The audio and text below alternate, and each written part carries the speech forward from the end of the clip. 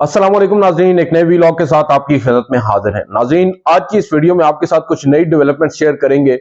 Parliament ने अब supreme court of Pakistan या यूं कहें chief justice of Pakistan justice Umar Ata Bandial को एक खुला चैलेंज दे दिया है। और माजी में अगर कहें या हालिया चंद दिनों के अंदर हुकूमत और जो सुप्रीम कोर्ट है वो आमने सामने हमें नजर आए, मगर अब जो पार्लियामेंट है उसने एक मरतबा फिर वार किया है चीफ जस्टिस उमर अता बंदयाल पर डायरेक्टली। और किस तरह किया है ये आपको बताएंगे। इसके अलावा आपको बताएंगे कि अब बिल्ली जो है वो थैले से बाहर कैसे आई है और क्यों कर आई है। जो वज़रा हैं मौजूदा हुकूमत के, वो अब अपनी ही हुकूमत पर क्यों बरस पड़े हैं, इसकी तफसीलात आपको बताएंगे। बुनियादी तौर पर हुआ कुछ यूं कि अब एक तो बात है इंतखाबात की। इंतखाबात जल्द आने वाले हैं और आज एक बड़ी दिलचस्प बात हुई है कि जो मौजूदा हुकूमत में लोग हैं, या आप कह सकते हैं कि इत्तेहादी जो जमायतें हैं, वो अब इमरान खान साहब की जबान बोलने लगे हैं। जो बातें इमरान खान साहब तकरीबन एक माह पहले तक किया करते थे, जब उनको टीवी पर आने की भी इजाजत थी, उनके नाम पर पाबंदी नहीं थी, उनकी तस्वीर टीवी पर चलती थी, हेडलाइंस होती थी, उस वक्त इमरान खान साहब एक ही बात कहते थे कि इंतखाबात होने चाहिए। आज बिलावल भुट्टो जरदारी साहब सवात में जलसा करते हुए ये कहते हैं कि इंतखाबात अपने वक्त पर होने चाहिए। और साथ साथ वो सिर्फ ये नहीं कहते, वो ये कहते हैं कि जो बजट है, जो मौजूदा बजट वफाकी हुकूमत ने पेश किया है, इससे पाकिस्तान पीपल्स पार्टी का कोई ताल्लुक ही नहीं है। ये बजट तो इसहाक डार साहब ने पेश किया है, जिनका ताल्लुक मुस्लिम लीग नवाज से है। और उसके बाद वो ये कह रहे हैं कि हमारा इस बजट से इसमें कोई भी किसी भी तरह का किरदार नहीं है। फिर वो ये कह रहे हैं कि जिस तरह कराची में मेयर का इंतखाब हम जीते हैं, यानी पीपल्स पार्टी जीती है, मुर्तजा वहाब साहब जिस तरह कराची में मेयर लगे हैं, इस तरह हम पूरे पाकिस्तान के अंदर हुकूमत बनाएंगे और इंतखाबात जीतेंगे। ये अल्फाज जो हैं ये बिलावल भुट्टो जरदारी साहब के हैं। आप कंफ्यूज ना हो जाइएगा कि कहीं आप समझ रहे हो ये इमरान खान साहब ने बातें की हैं। ये बिलावल भुट्टो जरदारी साहब की बातें हैं। और क्योंकि अब बाकायदा तौर पर इंतखाबात की तैयारियों का अमल शुरू है, और अगर इंतखाबात की तैयारियां इन सेंस के इंतखाबात अभी ना भी हों, तो कम अज कम इंतखाबात में जाने की तैयारी जो है उसको अभी से शुरू कर दिया गया है। और जो सियाने हैं इस वक्त वो बिलावल भुट्टो जरदारी हैं, या उनके वालिद मोहतरम आसिफ अली जरदारी हैं। और कुछ एक आप कह सकते हैं कि इस्लामाबाद में अक्सर कुछ खबरें जो है वो गर्दिश करने लग जाती हैं। आजकल बिलावल भुट्टो जरदारी के वजीर आजम बनने की खबरें जो है वो बड़ी गर्म है इस्लामाबाद के अंदर, हर जगह पर वो डिस्कस हो रही है।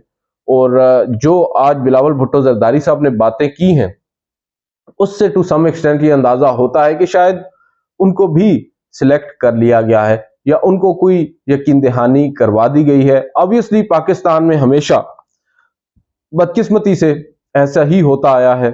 और अब बिलावल भुट्टो जरदारी साहब के बारे में आपको क्या बताएं। तकरीबन 2-4 साल कबल जब साबिक वजीर आजम इमरान खान साहब हुकूमत में आए थे, और उन्होंने एहतसाब का एक नारा लगाया था, और अपोजिशन के मुतअद्दिद रहनुमाओं के खिलाफ केसेस बने, नैब ने बड़ा एक्टिवली किरदार अदा किया, कई रहनुमाओं को जेलों में डाल दिया। उस वक्त बिलावल भुट्टो जरदारी साहब ने पार्लियामेंट में एक तकरीर की थी, और उस तकरीर में उन्होंने वजीर आजम इमरान खान साहब को सिलेक्टेड होने पर मुबारकबाद दी थी। उन्होंने इमरान खान साहब को कभी भी इलेक्टेड प्राइम मिनिस्टर नहीं कहा। और सिलेक्टेड की एक टर्म आप हमेशा हम लोग आजकल यूज करते हैं, बहुत ज्यादा यूज हो रही है। ये टर्म बेसिकली इंट्रोड्यूस करवाई थी उस वक्त बिलावल भुट्टो जरदारी साहब ने। उन्होंने ये कहा था कि इमरान खान साहब जो है वो सिलेक्टेड प्राइम मिनिस्टर हैं, और दूसरा इमरान खान साहब फैज याब होकर आए हैं।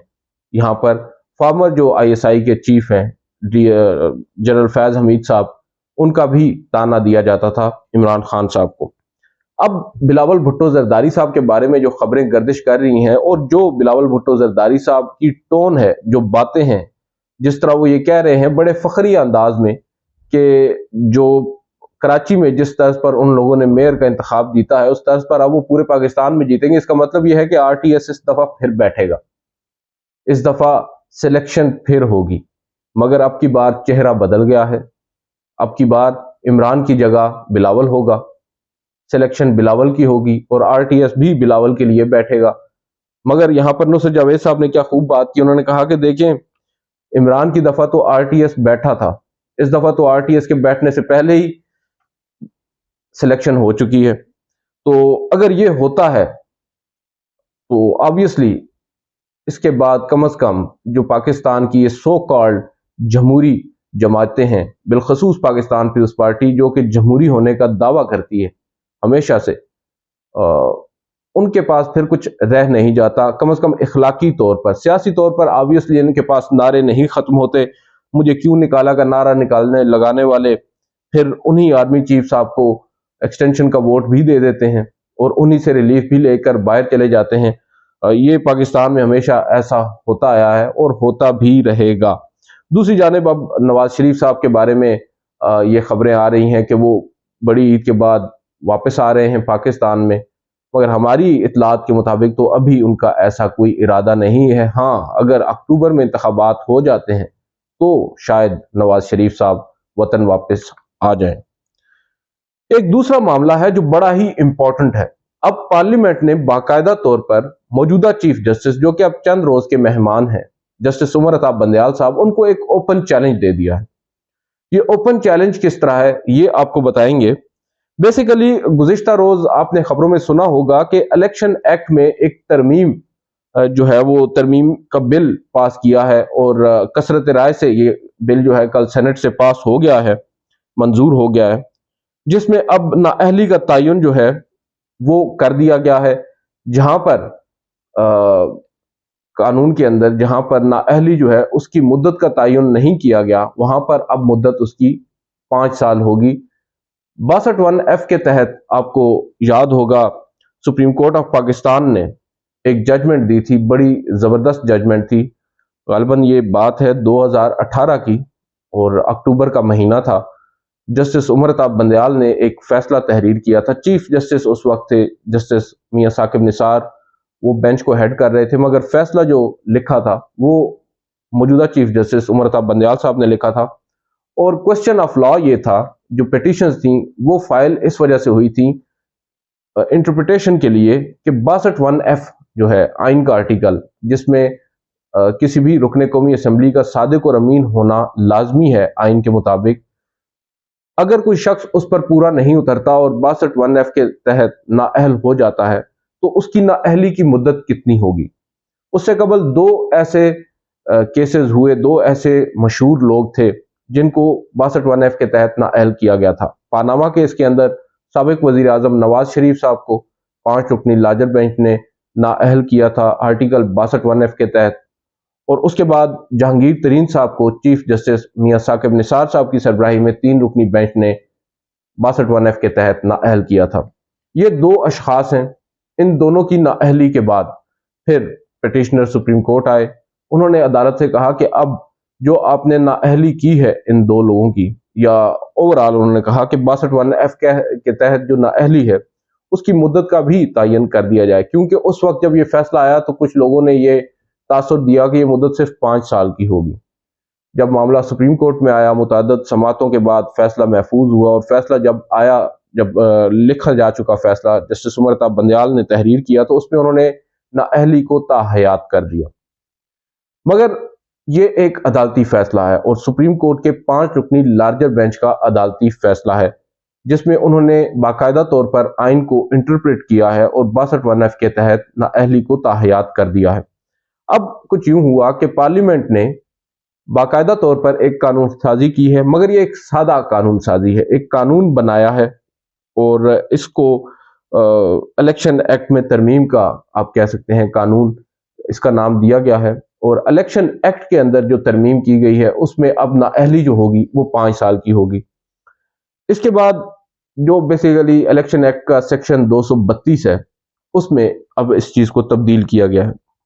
मगर सवाल ये उठता है, हमारी मुख्तलिफ जो कानूनदान हैं, सीनियर एडवोकेट्स हैं और ان سے جب بات ہوئی تو انہوں نے اس معاملے کے اوپر، کچھ لوگوں کی رائے ذرا مختلف ہے مگر موسٹلی نے یہ کہا ہے کہ اگر حکومت کرنا ہی چاہتی ہے تو اس کو ایک آئینی ترمیم کرنا ہوگی، otherwise it would not have been possible. یہ جو کچھ بھی کیا ہے پارلیمنٹ نے، یہ وقتی طور پر شاید آپ کہہ سکتے ہیں عدالت کو انوائے کرنے کے لیے تو کافی ہوگا، مگر ان دا لانگ رن اس کا کوئی بھی سٹینڈنگ نظر نہیں آتی، کیونکہ آئین کے اندر جو ایک باقاعدہ طور پر یہ آرٹیکل موجود ہے اس کو سپریم کورٹ انٹرپریٹ کر چکی ہے، اور سپریم کورٹ کا 5 رکنی لارجر بینچ انٹرپریٹ کر چکا ہے۔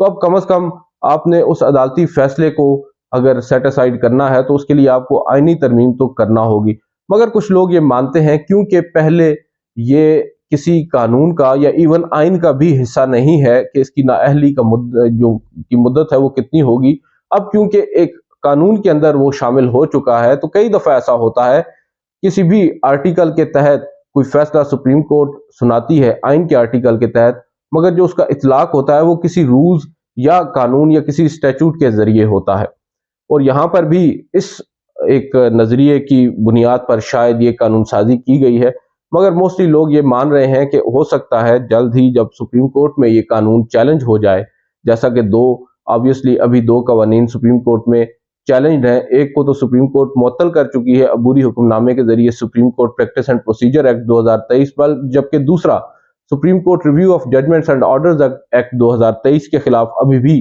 سماعت جاری ہے، اور اب منڈے کو پھر اس پر سماعت ہونے جا رہی ہے۔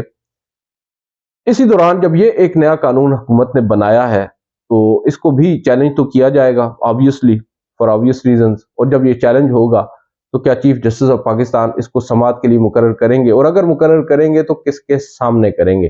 یہ کوسچن جو ہے وہ بہت زیادہ امپورٹنٹ ہے، کیونکہ اگر انہی ججز کے سامنے مقرر کیا جاتا ہے جن کو چیف جسٹس کے ہم خیال یا لائک مائنڈڈ کا تانا دیا جاتا ہے، تو آبویسلی ان کا اوپینین ہمارے سامنے کم از کم واضح ہے، اور نظر نہیں آ رہا کہ یہ جو قانون ہے یہ زیادہ دیر ٹک پائے گا سپریم کورٹ کے سامنے۔